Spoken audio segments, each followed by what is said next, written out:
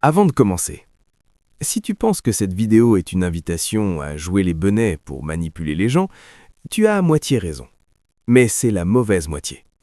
Ce qu'on va explorer ici, c'est quelque chose de beaucoup plus sophistiqué et de beaucoup plus utile. La différence entre faire l'idiot et être idiot. L'un est une philosophie, l'autre est un problème. Et si tu arrives à la fin sans avoir reconnu au moins une situation dans ta vie où tu aurais dû faire l'idiot mais où tu as fait le contraire, je t'offre symboliquement un bonnet d'âne. Laisse-moi te poser une question. Est-ce que tu connais l'histoire du type qui est entré dans la salle de réunion de son rival, a fait semblant de ne rien comprendre à la présentation, a posé des questions naïves pendant 20 minutes et en est sorti avec toutes les informations stratégiques de l'entreprise concurrente? Non? Pourtant, c'est l'une des stratégies les plus vieilles du monde. Ou l'histoire de ce général qui a fait semblant d'être en déroute, de reculer en désordre pour attirer l'ennemi dans un piège et remporter une victoire écrasante. Ou l'histoire de ce philosophe grec qui passait ses journées à dire qu'il ne savait rien et qui est devenu la référence intellectuelle absolue de toute la civilisation occidentale? Faire l'idiot est peut-être l'une des formes d'intelligence les plus élevées qui soient. Et aujourd'hui, je vais te montrer pourquoi et surtout comment. Socrate, le premier faux idiot de l'histoire. Commençons par le plus grand idiot stratégique de tous les temps, Socrate. Oui, ce même Socrate que tout le monde cite dans les discours sur la sagesse et la philosophie, le père de la pensée occidentale. L'homme que l'oracle de Delphes avait désigné comme le plus sage des hommes. Socrate avait une technique de conversation qu'il utilisait avec les gens qui se croyaient intelligents. Les politiciens, les généraux, les sophistes, tous ceux qui avaient des opinions très arrêtées sur des sujets très importants. Il arrivait, il se présentait comme ignorant. Il posait des questions naïves, des questions que n'importe quel enfant aurait pu poser. Pardon, je ne suis qu'un simple citoyen qui ne comprend pas grand-chose, mais qu'est-ce que tu entends exactement par justice? Et l'autre, flatté par l'attention du grand Socrate, ravi de pouvoir expliquer, répondait avec assurance. Et Socrate posait une autre question naïve, et une autre, et une autre. Et au bout de 20 minutes, l'interlocuteur qui était arrivé plein de certitude repartait en réalisant qu'il ne savait absolument rien, qu'il n'avait jamais vraiment réfléchi au concept qu'il utilisait, que ces certitudes n'étaient que des préjugés habillés en savoir. Cette technique, cette fausse ignorance délibérée, les philosophes l'ont appelée l'ironie socratique, et elle reposait sur une conviction profonde de Socrate qui lui-même formulait ainsi. Je sais seulement que je ne sais rien. Mais voilà ce que la plupart des gens ne réalisent pas. Cette phrase n'était pas de la modestie, c'était une arme. En se posant comme celui qui ne sait rien, Socrate forçait l'autre à se révéler, à montrer ce qu'il croyait savoir, à exposer les failles de son raisonnement. C'est de la maïotique, l'art d'accoucher les vérités, déguisées en conversation innocente. Ou en termes modernes, c'est le judo intellectuel. Tu utilises la certitude de l'autre pour la retourner contre elle-même. Épictète admirait profondément cette méthode, et il l'enseignait à ses étudiants sous une forme légèrement différente. Quand quelqu'un te semble ignorant ou stupide, ne te hâte pas de le contredire. Pose-lui des questions, car il n'y a rien de plus efficace pour révéler une vérité que d'amener celui qui la détient à la formuler lui-même. Sun Tzu et l'art de paraître faible. Changeons de continent et de siècle. Chine, 5e siècle avant Jésus-Christ. Sun Tzu, général, stratège, auteur de l'art de la guerre, le traité militaire le plus lu depuis 2500 ans, avait une maxime qui, au premier abord, semble carrément irresponsable pour quelqu'un qui commande des armées. Paraissez faible quand vous êtes fort. Paraissez stupide quand vous êtes intelligent. Paraissez stupide quand vous êtes intelligent. Voilà, c'est écrit, par le plus grand stratège militaire de l'histoire. Pourquoi? Parce que quand un adversaire te croit stupide, il baisse sa garde, il ne se protège pas correctement. Il ne cherche pas à comprendre ta stratégie parce qu'il ne t'en croit pas capable. Et pendant qu'il rit de toi, tu planifies. Et pendant qu'il te sous-estime, tu construis. Et quand il réalise qu'il a eu tort, il est trop tard. Cette stratégie, paraître moins qu'on est pour agir mieux qu'on ne le semble, n'est pas de la tromperie au sens vulgaire. C'est une forme de protection de l'avantage stratégique. Nassim Nicholas Taleb, dans son livre Antifragile, a documenté ce phénomène dans le monde des affaires et de l'investissement. Il appelle ça le via negativa, la puissance de ce qu'on ne montre pas. Les investisseurs les plus sophistiqués ne révèlent jamais leur vraie position. Les entrepreneurs les plus dangereux sont ceux qui semblent les plus décontractés. Les négociateurs les plus redoutables sont ceux qui semblent les moins préparés. Et il cite une observation de Warren Buffett, peut-être l'investisseur le plus riche de l'histoire, qui s'habille en Walmart et mange chez McDonald's, et qui passe pour un vieux monsieur sympathique et un peu démodé. Un vieux monsieur sympathique avec 130 milliards de dollars. Coïncidence? Non. Stratégie. Marc Aurèle, qui dirigeait l'empire le plus puissant du monde et qui aurait pu se draper dans toute la pompe impériale, notait pour lui-même « Prends garde à ne jamais te comporter avec l'arrogance de celui qui sait, car l'arrogance aveugle et isole. La réserve observe et connecte. L'arrogance aveugle et isole. La réserve observe et connecte. » L'effet Colombo, l'imperméable froissait comme philosophie. Parlons maintenant de l'exemple moderne le plus brillant de l'idiot stratégique. Colombo. Si tu ne connais pas Colombo, il s'agit d'un personnage de série télévisée américaine des années 70, interprété par Peter Falk, un inspecteur de police, qui porte toujours le même imperméable froissé, qui a une démarche légèrement erratique, qui parle en bégayant légèrement, qui oublie constamment ce qu'il voulait dire, et qui résout tous ses crimes avec 100% de réussite. Comment ? Exactement grâce à son imperméable froissé. Chaque suspect, qui est en général une personne riche, sophistiquée, habituée aux rapports de force, voit arriver ce petit homme désordonné et pense immédiatement « ce type ne représente aucune menace ». Et il se détend. Il répond aux questions avec suffisance, il donne des informations qu'il n'aurait jamais données à un policier qui l'intimidait. Et Colombo, qui semble distrait, qui semble sur le point de partir, qui dit « encore une chose », à chaque fois qu'il revient avec la question qui dérange, récupère exactement ce dont il a besoin. Le psychologue Robert Cialdini, auteur de Influence, l'un des livres de psychologie sociale les plus vendus de tous les temps, appelle ça la disarmament technique, la technique du désarmement. On enlève à l'autre sa défensive en paraissant inoffensif, et dans cette défense abaissée, on trouve exactement ce qu'on cherche. Ce n'est pas de la manipulation, c'est de la psychologie sociale appliquée. Et Sénèque, qui naviguait dans la cour impériale romaine, l'un des environnements les plus dangereux qui soit, avait compris ça instinctivement. Savoir se taire vaut l'éloquence. Savoir paraître simple dans un monde de pans, c'est une forme de maîtrise que peu atteignent. Les 5 situations où faire l'idiot te donne un avantage réel. La théorie c'est bien, la pratique c'est mieux. Voici les 5 situations concrètes où l'idiot stratégique domine et où le malin qui veut paraître malin perd. Situation 1, la négociation. Celui qui révèle immédiatement sa position maximale, sa connaissance du dossier, son enthousiasme pour l'accord, a déjà perdu. L'idiot stratégique arrive dans une négociation en posant des questions naïves. « Je ne suis pas sûr de bien comprendre. Vous pouvez m'expliquer comment vous avez calculé ce prix ?» En faisant semblant de moins savoir, il force l'autre à justifier, à exposer, à montrer sa logique. Et dans cette exposition, il voit exactement où se trouvent les marges. Situation 2, la réunion de brainstorming. Tout le monde connaît ce phénomène. Quelqu'un dit son idée trop vite, trop fort, trop sûr de lui, et les autres arrêtent de penser. Ils se rallient ou ils s'opposent, mais ils ne cherchent plus vraiment. L'idiot stratégique pose une question. « Je ne suis pas sûr d'avoir bien compris le problème. Quelqu'un peut reprendre depuis le début ?» Cette question, qui semble naïve, force le groupe à reformuler. Et dans cette reformulation, souvent, la vraie solution émerge. Situation 3. Le conflit interpersonnel.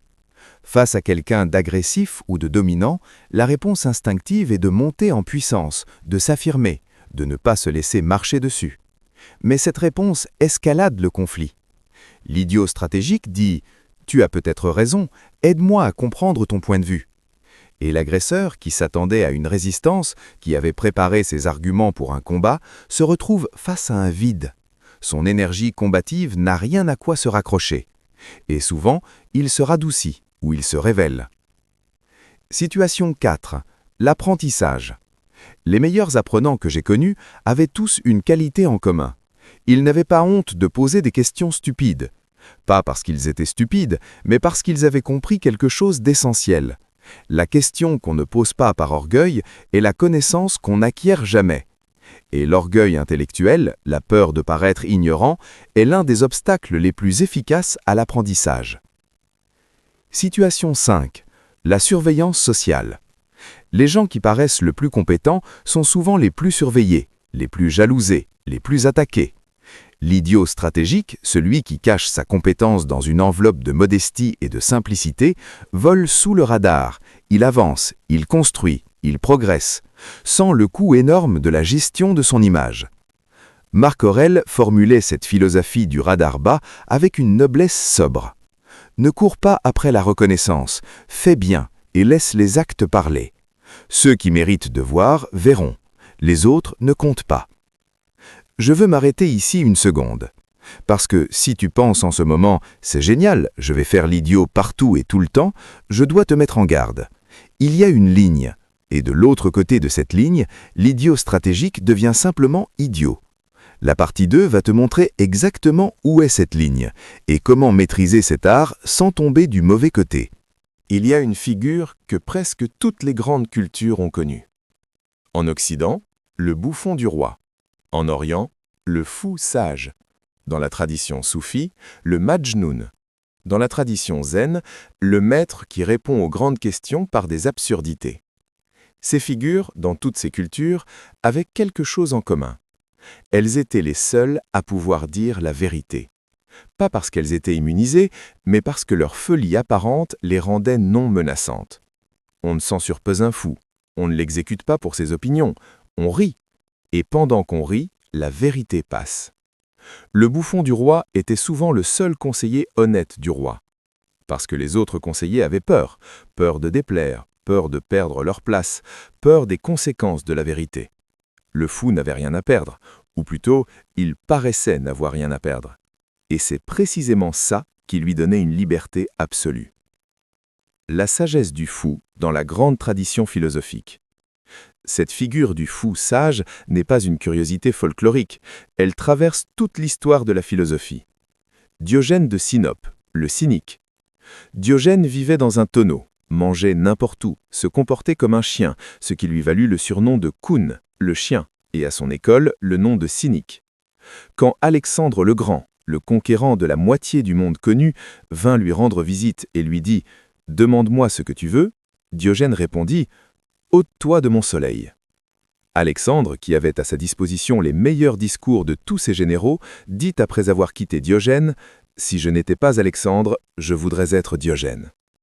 Le fou qui vivait dans un tonneau avait dominé la conversation avec le maître du monde.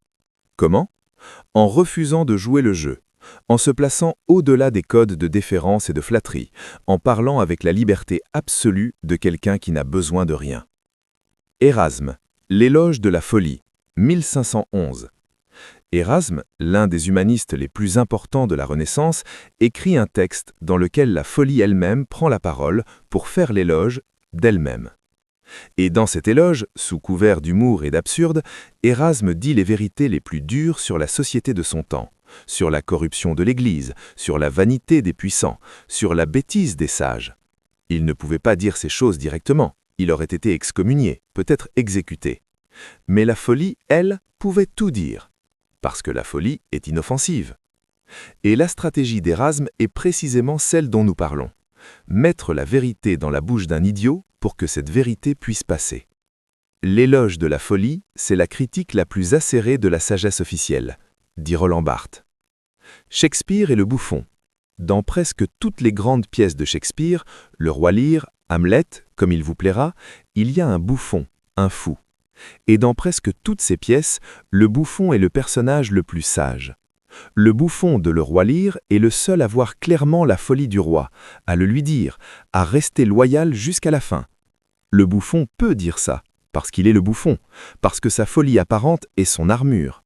Et Épictète, qui avait réfléchi profondément à la liberté de parole dans des contextes de pouvoir, formulait ce paradoxe avec une précision remarquable.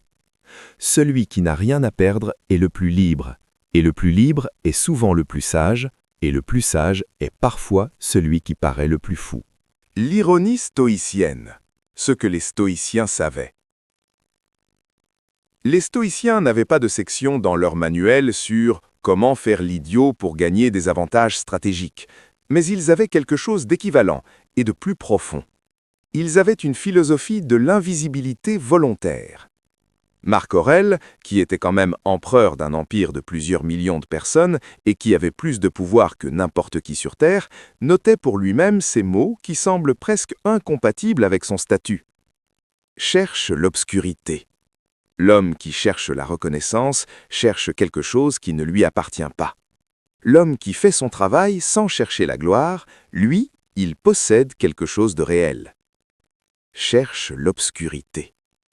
Ce n'est pas de masochisme, ce n'est pas de la fausse modestie, c'est la reconnaissance que la vraie puissance n'a pas besoin d'être visible pour être réelle. Et Sénèque, dans ses lettres à Lucilius, développait cette philosophie sous une forme encore plus pratique. Évite le plus possible les rassemblements, les foules, les spectacles, car chaque fois que tu fréquentes la masse, tu reviens diminué. Mais si tu dois y aller, présente-toi simplement, sans éclat, sans chercher à impressionner. Sans chercher à impressionner. Le sage stoïcien n'exhibait pas sa sagesse, il la vivait. Et le fait de ne pas l'exhiber n'était pas de la modestie performée, c'était une économie d'énergie, une protection de ce qui était précieux. Parce qu'exhiber sa sagesse, c'est l'exposer à la critique, à la jalousie, à la compétition, et toutes ces choses consomment de l'énergie qui pourrait être utilisée à quelque chose de plus utile. L'idiot stratégique stoïcien fait son travail, développe ses capacités, avance sur son chemin, et laisse les autres se battre pour paraître. Les 4 pratiques de l'idiot stratégique moderne. Voici 4 pratiques concrètes pour développer cet art dans ta vie quotidienne. Pratique 1. La question de Colombo.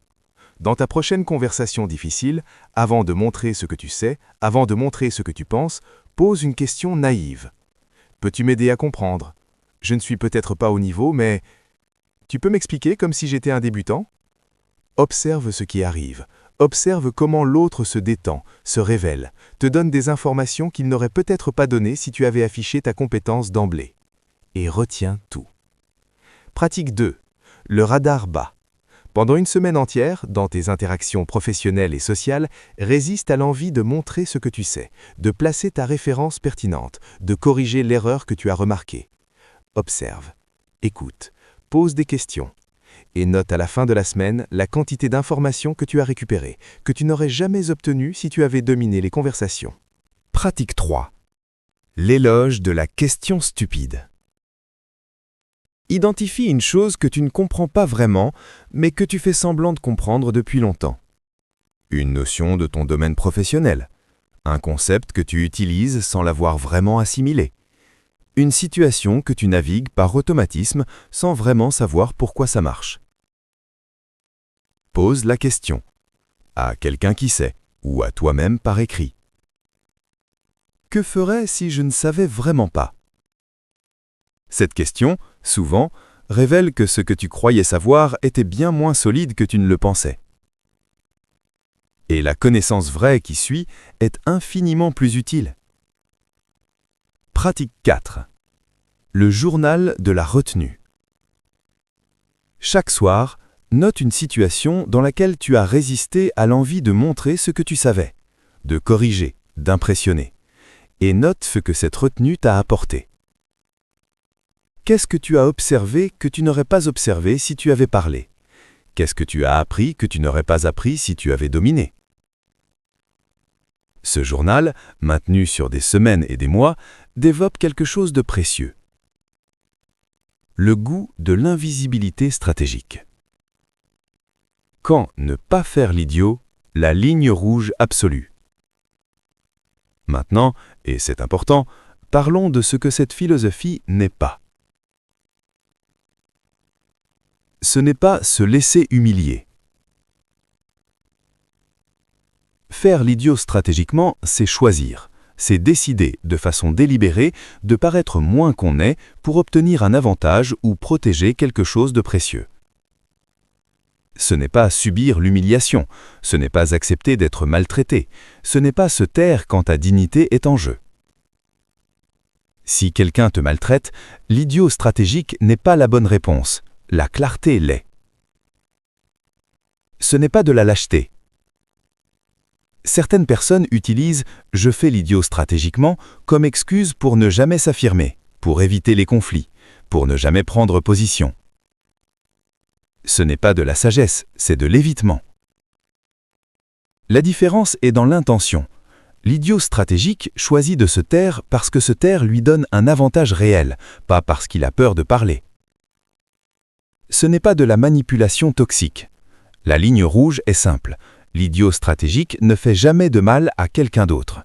Il utilise sa fausse simplicité pour apprendre, pour protéger son espace, pour avancer sans attirer d'ennemis inutiles, pas pour tromper, escroquer ou blesser.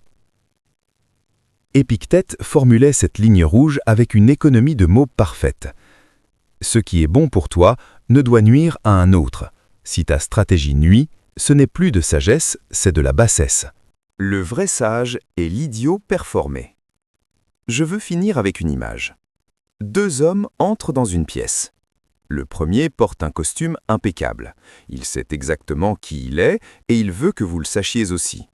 Il place ses références avec précision. Il corrige les erreurs qu'il entend. Il rayonne de compétences. Le second porte un vieux pull. Il pose des questions. Il rit de ses propres erreurs. Il écoute plus qu'il ne parle.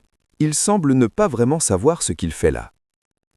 2 heures plus tard, qui sait vraiment ce qui se passe dans cette pièce? Qui sait ce que veulent les autres personnes? Qui a découvert les vrais enjeux? Qui a appris quelque chose? Et qui a juste confirmé ce qu'il savait déjà?